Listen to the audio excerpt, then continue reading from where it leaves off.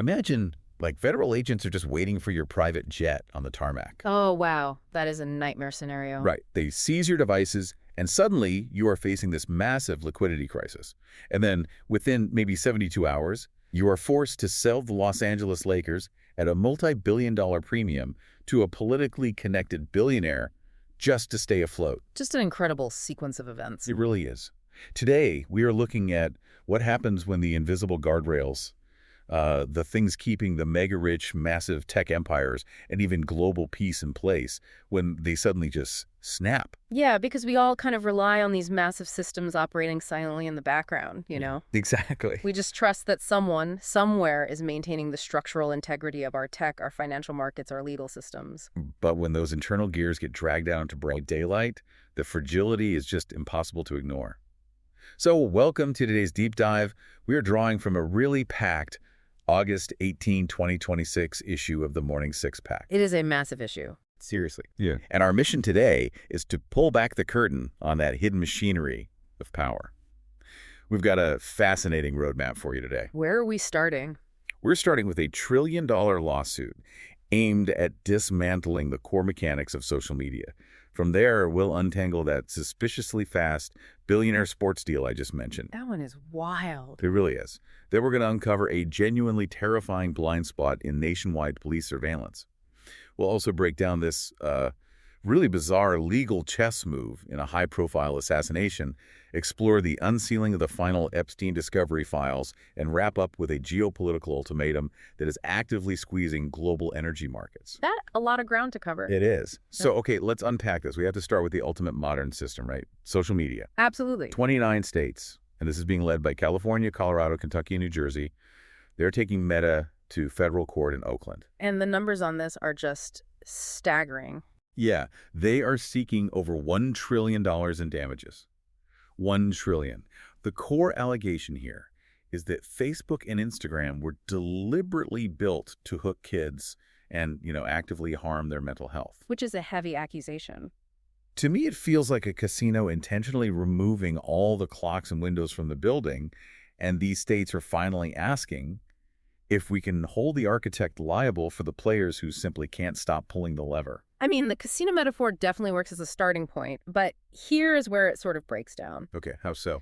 Well, in a physical casino, you do eventually run out of chips, right? You go broke and you have to leave. Right, good point. But Meta's architecture is designed so you never run out of scroll. The states aren't just asking for a massive financial penalty here. They want to change the platform. Exactly. They are demanding a fundamental dismantling of the machinery itself. They want to eliminate the infinite scroll, the public-like counts, the autoplay features, even disappearing posts. Basically everything that makes the apps what they are. Right. They are specifically targeting what they call these dopamine-manipulating recommendation algorithms. How does that actually work mechanically? Mechanically speaking, these algorithms use something called variable reward schedules. So every time you refresh your feed, you don't know if you'll see something boring or something highly stimulating. Like pulling a slot machine arm. Precisely. That unpredictability spikes dopamine in the brain, which is exceptionally potent for developing adolescent minds. The states are arguing this isn't just a byproduct of the system. It is the system. Yes, it's the entire point. Which explains why Kentucky Attorney General Russell Coleman really wasn't pulling any punches. I mean, he directly compared this to the big tobacco settlements of the 1990s. Oh. Yeah. He's basically arguing that the product itself is fundamentally toxic by design. We also have to look at the structural context of, why the states feel emboldened right now. Right, because this didn't just come out of nowhere. No, this case actually grew out of the 2023 litigation accusing Meta of violating COPPA. The Children's Online Privacy Protection Act. Exactly. And the mechanics of that violation involve Meta allegedly collecting personal data from children under 13 without parental consent and then failing to remove flagged underage accounts. Yeah, California Attorney General Rob Bonta stated pretty plainly that Meta designed a dangerous product, knew it was dangerous, and just lied to families about it. And the financial stakes here are they're massive. They are. Meta's entire market cap is around $1.43 trillion. And the damages sought here approach that total valuation. It's an existential threat. Plus, Meta just lost that case in New Mexico. Right. That resulted in a $567 million fund and fine combination, which is earmarked primarily for treating kids harmed by social media. Now, Meta obviously denies these allegations. Right. They point to all the safety guards they say they have in place. But the states are clearly trying to dismantle the engagement-based business model entirely. What's fascinating here is the shift in the legal battlefield itself. How do you mean? The system being stress-tested is the literal code. If a federal court decides that these psychological hooks were illegally deployed against users who were simply too young to consent, Then the precedent forces a total redesign of the internet economy. exactly, it changes everything. Okay, so speaking of mapping out invisible behavior, let's look at what happens when federal investigators apply that same level of tracking to a billionaire's financial empire. This is a wild story. It really is. We have Mark Walter, the billionaire owner of the Los Angeles Dodgers. He gets put under a federal microscope, faces this immediate liquidity crisis, and suddenly Josh Kushner and Bob Iger just show up offering $12.5 billion for his stake in the Lakers. The timeline on this is almost impossibly tight. Right. I mean, it's a sequence of events that really illustrates how quickly immense leverage can shift. Now, just to remain strictly impartial here, we should clarify there is no evidence the federal government engineered this predicament just to pry the Lakers away from Walter. Right, and the Dodgers are not currently up for sale. Exactly. But the mechanics of how this crisis unfolded are super revealing. It all started with a whistleblower at Guggenheim Investments flagging a Middle East financing deal. And that's what got the feds looking. Yeah. That prompted federal investigators to really look under the hood of Walter's wider empire, specifically entities like ABS Capital and Amistad Financial. The reporting says they found roughly $20 billion in, quote, undisclosed affiliate transactions. I'll admit I am a bit lost on the financial jargon there. It sounds complicated, yeah. In plain English, does that just mean he was moving loan money between different companies he already owned? Like taking cash out of his left pocket to put into his right pocket? That is actually a highly accurate way to visualize it. In high finance, particularly when you're involving insurance companies, you have access to a massive pool of premium payments. Like the money people pay for their policies. Right, the float. If you use that float to issue loans to other businesses you control, regulators get very, very nervous about the underlying risk. Because if one of his other businesses fails, then the insurance company might not have the cash to pay out actual claims. So when the Feds started uncovering $20 billion of these left pocket to right pocket transfers, it triggered a massive systemic alarm. And while Walter's firm TWG Global insists they've acted in good faith and complied with all the regulations, the reality of the investigation just hit like an earthquake. Because of the timing. Yeah. Walter had just agreed to buy the Lakers for $10 billion in June 2025. Then 3 months later, federal agents are literally waiting for his private plane at Chicago Midway to seize his phone and his laptop. And that seizure of devices is what turned, a regulatory headache into a full-blown liquidity crisis. How so? The sudden federal escalation panicked Walter's insurers. To avoid severe ratings downgrades, which would basically destroy an insurance company's ability to operate, those insurers had to urgently unload billions in investments. So Walter suddenly needed an ocean of liquid cash. Exactly. And right on cue, in steps Josh Kushner, founder of Thrive Capital, and, yes, brother to Jared Kushner, alongside former Disney CEO Bob Iger. And they offer a $2.5 billion premium over the June valuation just to take the Lakers off his hands. Right. And here's where it gets really interesting. The deal closed in roughly 72 hours. Wait, 72 hours? To move $12.5 billion over a single weekend? That requires an extraordinary level of preparation. It does. It really does. So the obvious question as a listener is, when did Kushner learn Walter was in a multi-billion-dollar bind? And who exactly gave him the heads up? The coincidence meter is running very hot on this one, and that specific question remains unanswered. But the broader takeaway is just how vulnerable even the most insulated individuals become when federal investigators start mapping out the hidden architecture of their empires. Because in the world of distressed asset sales, possessing early information about a billionaire's hidden vulnerabilities is, well, it's worth billions itself. Exactly. It's the ultimate leverage. Okay, so we just saw how federal investigators use financial footprints to track down hidden billions. But what happens when that kind of tracking power isn't used by the feds to trace money, but by local police to trace your actual car? This brings us to flock safety. Yeah. This is a textbook example of technological capabilities vastly outpacing any sort of ethical or legal guardrails. We are essentially looking at a surveillance apparatus functioning almost entirely on the honor system. Which is terrifying. Flock Safety operates an automated license plate reader network. We were talking about 120,000 cameras across 6,000 communities. Logging 20 billion scans a month. And it is marketed as a tool to catch criminals, right? Mm. But a Washington Post investigation found at least 50 officers accused of using this exact network to stalk women, wives, and ex-girlfriends. It's deeply disturbing. How does the system actually work mechanically that allows someone to be stalked so thoroughly? Well, automated license plate readers, or ALPRs, they don't just take a simple photograph of a passing car. They log the plate number, the exact time, the location, and the vehicle's characteristics into a centralized, searchable database. And because there are 120,000 of these cameras? Right. Authorized users can query a single license plate and instantly reconstruct a person's entire physical movement over days, weeks, or even months. They could just see a pattern, like every Tuesday at 4 p.m., this car parks near this specific clinic or this specific house. Exactly. And the specific cases we're seeing are deeply chilling. Like the Georgia police chief. Yes, Michael Steffman. He used Flock to search his ex-girlfriend Marcy Bakley's plates roughly 600 times. 600 times. He knew her every single move before he was finally arrested. She was literally searching her car for hidden GPS trackers, not realizing the actual infrastructure of her own city was tracking her. That is horrifying. And there was a Wisconsin officer checking if his girlfriend went to an abortion clinic and a Florida deputy tracking a young actress. And the company's response is what really stands out here. Right. When confronted with this, Flock CEO Garrett Langley defended the company by saying, quote, "We're not going to change humans, and I don't think it's our job to police the police." Which raises an incredibly important question about systemic responsibility. The structural flaw here is that oversight varies wildly across the 6,000 communities using this tech. Because there's no comprehensive federal law governing ALPRs. Exactly. I have to push back hard on the CEO's defense there. If you build and sell a nationwide surveillance network, you cannot just wash your hands of how it's used. Right. If a bank leaves this vault wide open, we don't just shrug and blame human nature when it gets robbed.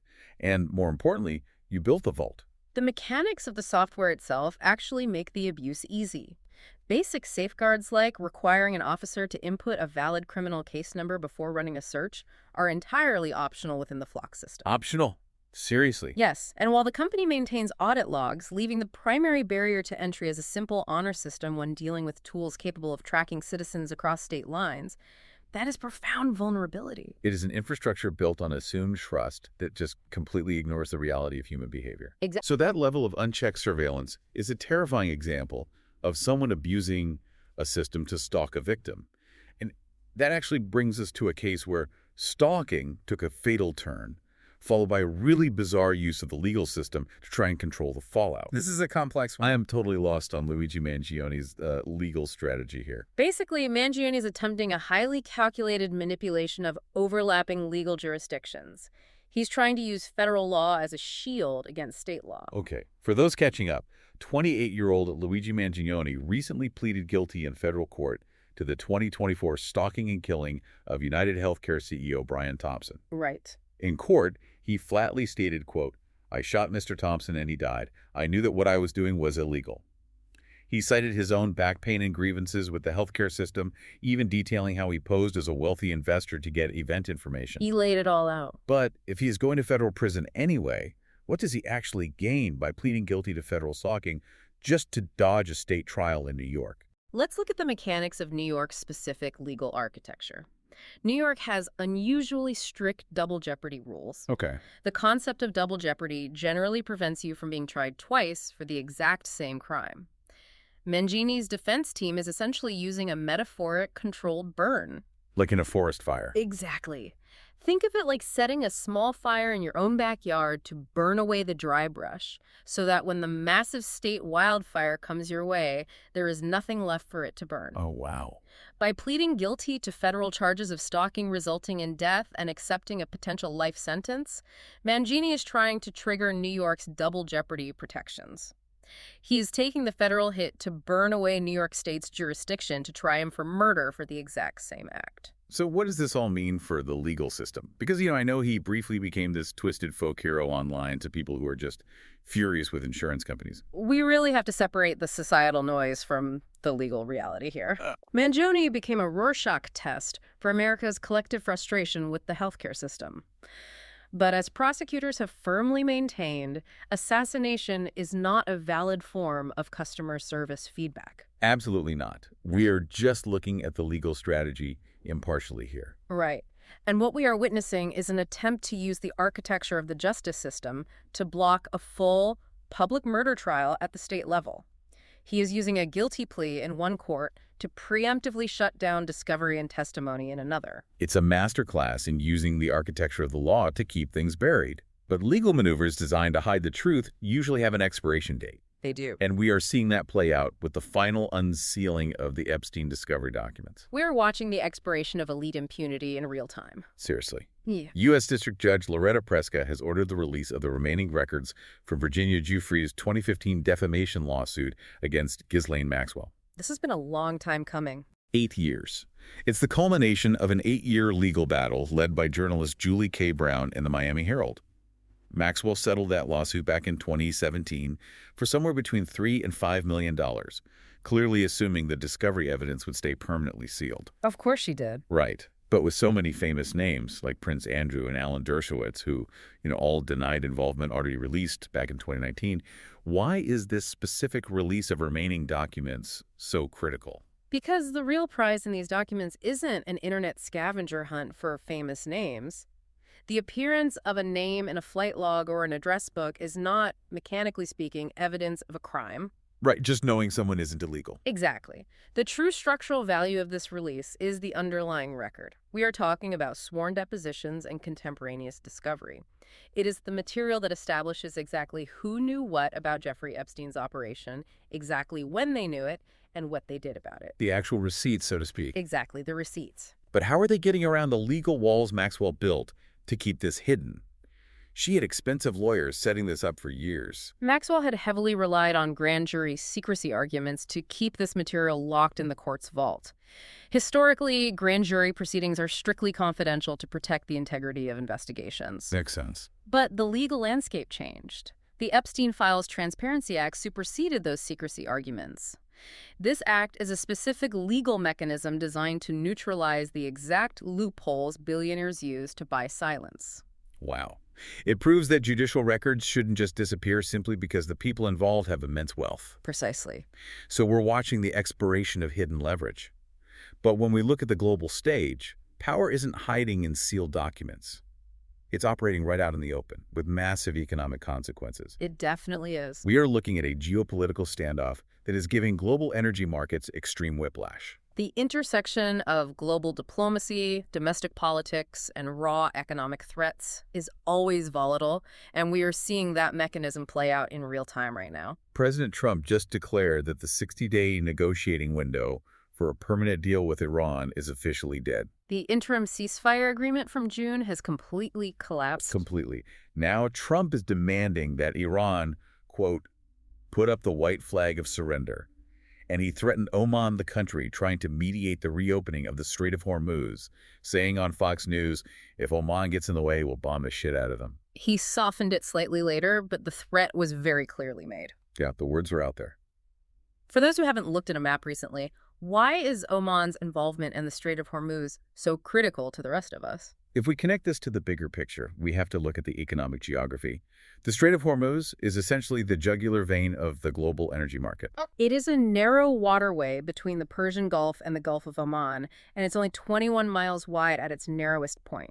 Before this conflict escalated, roughly 20% of the globe's oil and liquefied natural gas supplies passed through that specific 21-mile stretch. 20%. So if you squeeze a vein that narrow, the price of everything from a gallon of gas in Ohio to shipping cargo in Europe instantly skyrockets. That is the exact mechanical consequence. The disruption is directly causing global fuel prices to spike. And this brings us to the domestic reality. The upcoming elections. Right. We're approaching the November congressional midterms. Now, the administration insists that the midterms have absolutely nothing to do with their negotiating posture, focusing entirely on preventing Iran from obtaining a nuclear weapon. And impartially speaking, that is their stated goal. Mm, But voters definitely notice when it suddenly costs an arm and a leg to fill up their cars. exactly. When the price of basic commodities spikes and a foreign conflict drags on, domestic politics and global energy markets are forced into the same conversation, whether politicians like it or not. It's unavoidable. The structural challenge the administration faces is immensely complex. They have to force concessions from Iran, maintain a working relationship with regional mediators like Oman rather than alienating them, and reopen that 21-mile jugular vein to stabilize global energy prices. All without triggering a wider regional war just months before an election. It is a massive diplomatic tightrope. It really is. And perfectly encapsulates the through line we've been tracking today. Everything is connected to these hidden structures. Exactly. We have seen how the internal mechanics of massive systems are being stress-tested at every possible level.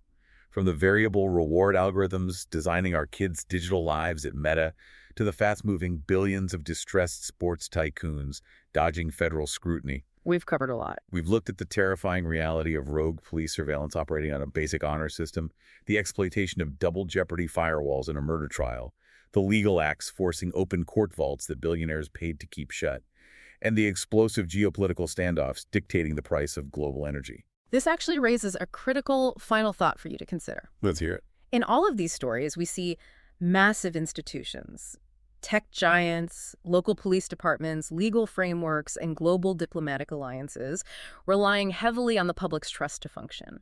They operate on the assumption that the system works. Right. But if the inner workings keep getting exposed as fundamentally flawed, manipulative, or easily abused by the powerful, at what point does the public simply stop believing in the guardrails altogether? Well, that is a deeply unsettling question and definitely something to chew on. Thank you so much for joining us on this deep dive. Keep questioning the information around you. Stay curious. And remember, the next time you assume a system is functioning perfectly in the background, don't forget to check the mechanics. We'll catch you next time.